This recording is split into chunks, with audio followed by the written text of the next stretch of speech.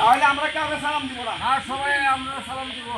আচ্ছা ঠিক আছে, তাহলে এই কথাটা জিজ্ঞাসির উদ্দেশ্য কি জানো?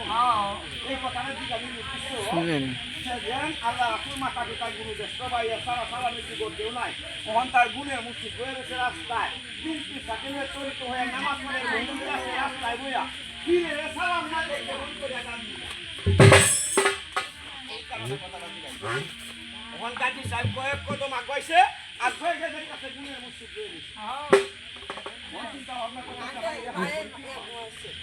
এই ভাই গাজী ভাই সুদূর বুদূর করে তাড়াতাড়ি ভাই চলো যাই। ইয়াল্লা ভাই কটিংয়ের মধ্যে ব্যথা আছে। কারণ কি কাজ করতে হবে তো তো হাতি। ও ভাই আমি যে